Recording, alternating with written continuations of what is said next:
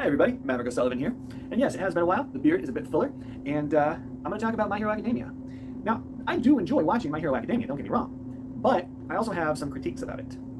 First off, I'm almost certain that My Hero Academia was created with the concept of, how do we make money from Americans? Think about it. Americans are starting to watch anime more.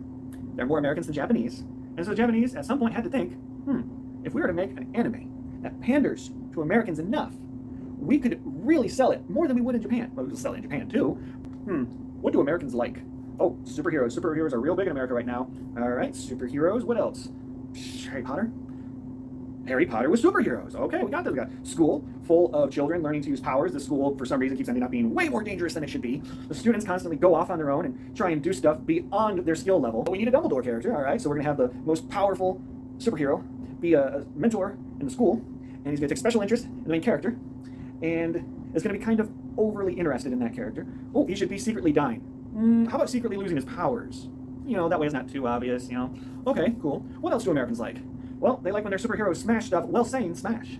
Okay, yeah, we can do that. I don't know, that might seem a little Hulk-like. What if we had him name his smashes after something American? American cities? Okay, cool. Detroit smash, Brooklyn smash, yeah. But, I don't know, like maybe they'll see what we're doing here if we do that. We'll just say the character went to America. That'll explain it all, and they won't see through that. If we want to sell this in America, we also have to appear to the corporate agenda. So how about we make powers analogous to money? You know, and there's many people born into this greatness, and then our main character doesn't have it, and then he gets it. And that appeals to their underdog sensibilities, to their, you know, I wasn't born with it, but I'm going to get it kind of mentality. That false hope that corporations like to give them to keep them in place. So we're going to have this in there too. So how can we make our primary rivals seem more American? Let's make them both really stubborn, like, I'm going to figure out how to be the best on my own, and I'm going to do it my way, and I'm going to succeed at it. All right, that's good. I like it. But if they're that stubborn, how are we going to get a character arc in there? Oh, I know what we can do. We'll just substitute power growth, character growth. How do we do that? Well, instead of characters developing together and learning how to cooperate better, let's just have them learn how to use their skills differently or get better at stuff instead. I mean, there's be more capable of taking down villains, good enough, and it's not like Americans are going to know any different. If they're stubborn and constantly, you know, sneaking off to try and take on things bigger than they should rightfully be able to do, how are we going to balance that out? Even with your powers, a lot of you have some really frail frames. One good punch, and you'd be out. One punch!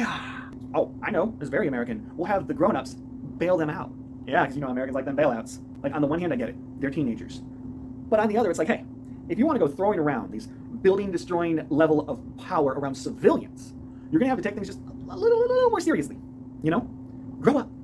But wait, they're trying to appeal to Americans. So it's not like, you know, it's not exactly the audience you want to have a grow-up message with. It's like, you know what? Let's just put that off to the side. My next problem with the show is economic. Whoa, don't go. Just bear with me for just a moment. But if you think about it, the market in that universe is saturated with people who want to be superheroes. And, I mean, I get it that if, you know, now that superpowers are a thing, you don't have regular football and stuff like that, because you can just teleport to the other side of the field with the ball. So all those sports and everything, all the money and audiences and all that would be diverted over towards, you know, these superhero games and stuff like that. And we've seen, and there's a lot of money in that, and a lot of audience in that. But think about just how many people in that universe want to be superheroes, and think about it in this context. How many people are professional athletes?